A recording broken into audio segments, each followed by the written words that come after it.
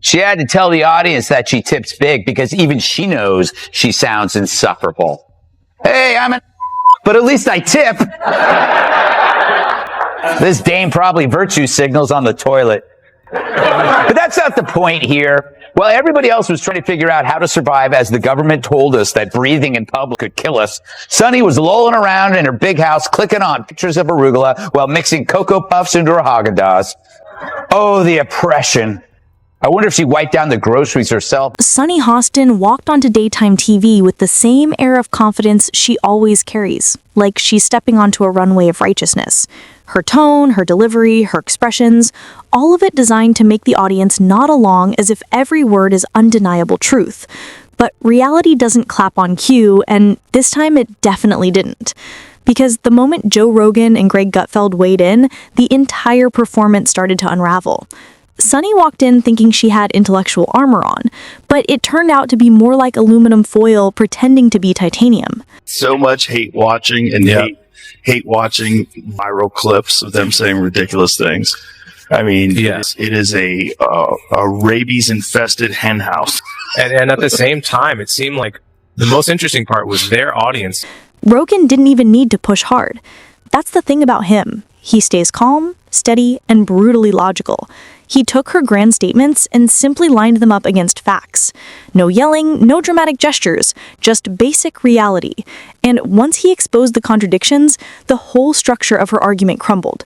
Watching it happen was like watching someone insist their car runs on good vibes, while Rogan quietly points out the engine isn't even connected to the wheels.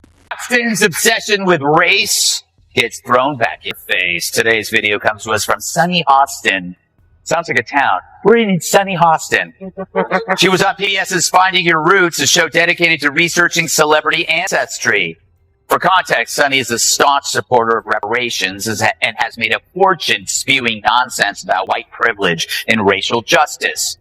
Well, turns out she's not as oppressed as she claims she is. She's actually Where Rogan used logic, Greg Gutfeld used comedy, and that combination was devastating. Rogan would reveal the cracks, and Greg would jump in with a joke that turned those cracks into full-blown comedy. Sunny's serious tone became the perfect setup for Greg's punchlines. Yeah. So that's been overwhelming my past couple of days. Yeah, is that annoying? No. I mean, it's just, when I was on there, I really had no idea how it was going to land with the audience. So I just went in there, did my thing. I had no idea what to expect. I didn't know who Sunny Hostin was. I actually still really don't know. So I wasn't expecting necessarily for her to kind of try to ambush me in that way. Every dramatic pause she made, every hint of superiority, Greg turned it into a laugh, making her arguments look more like a parody skit than serious commentary. Together, they formed an unexpected tag team. Rogan was the calm surgeon cutting through the nonsense, while Greg was the chaotic heckler in the corner, turning the whole thing into entertainment. The more Sunny tried to double down, the more obvious the gap became between her polished studio world and the actual realities Rogan kept pointing to. And once that gap was exposed, there was no going back. News, roll it. Wow. I'm a little bit in shock. I just always thought of myself as Puerto Rican, half Puerto Rican. I didn't think I was, my family was originally from Spain and slaveholders. Yeah. So how are you feeling, my friend? I think it's actually pretty interesting that, my husband and I have shared roots. Yeah. So I do appreciate that. And I think it's great for our children. Mm-hmm. To know this information. I guess it's Rogan highlighted how her arguments shifted depending on the moment, how her moral declarations didn't line up with her past statements, and how the dramatic tone was more for TV than truth. He didn't attack her. He simply held her claims next to basic facts. And once the facts were out in the open, her entire presentation looked hollow. Fact of life that this is how some people made their living. On the backs of others. Fact of life. Interesting change of tune. For more, we go to our chief Sunny Hostin correspondent for Greg then made it even worse for her by doing what he does best, turning flaws into jokes. He exaggerated her dramatic delivery just enough to show how overplayed it really was. Suddenly, the audience wasn't nodding anymore. They were laughing, and not with her. By the end, Sunny wasn't standing on a pedestal. She was standing in the rubble of it.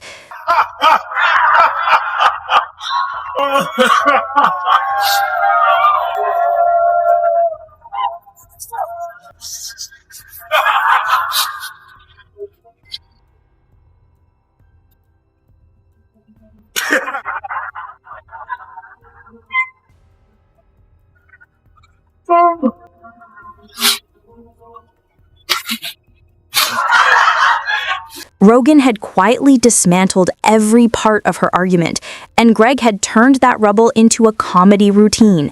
The combination of clear logic and sharp humor made her points look flimsy, inconsistent, and detached from reality.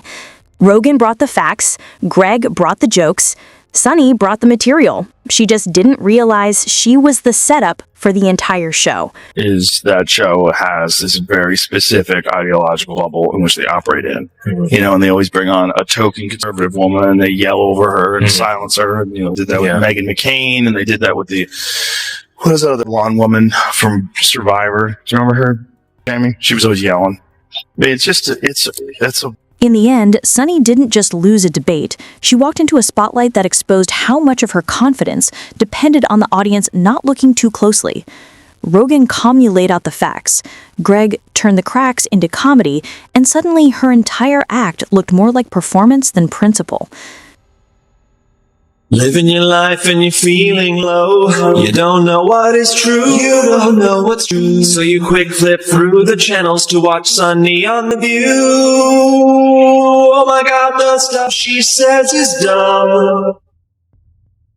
Where the hell they get this woman from? She's a host who's always crass and lame, with lots of nonsense to proclaim. If you want a show where people know the host is stupider than you, then set your TV on and watch Sunny Hostin on The View. Once her contradictions were out in the open, there was nothing left to hide behind. Not the tone, not the studio, not the polished delivery. That's what made this clash so unforgettable. very strange show, but it's fun to watch. It's just fun to watch them. It's good entertainment. Yeah. Undoubtedly. Well, they're just, you know, it's interesting because I think Sunny's very intelligent, but she's ideologically captured. Right. You know, but I think the other ones, there's a couple of the other ones, don't have to name any names, are just very dull-minded. But I think Sunny's not one of them. I think she's smart, but captured. Sure, I think she came into it with an agenda. Of course. Rogan made her arguments look hollow, and Greg made those hollow arguments impossible not to laugh at. By the time it was over, Sunny wasn't the authority she tried to be. She was the lesson. End of time. You're right. Anytime she says something stupid, I'm going to go, slave owner! Exactly, because if she is shaming descendants of this, will she continue to do that when she is now one of them? And it is funny. She's so wrapped up in identity, and she had no idea who she was. Where does Sunny Hostin get her opinions? Yeah. Like you said, it's obviously from her husband. She has to tell her what to say on The View, because without it, she's got nothing up there.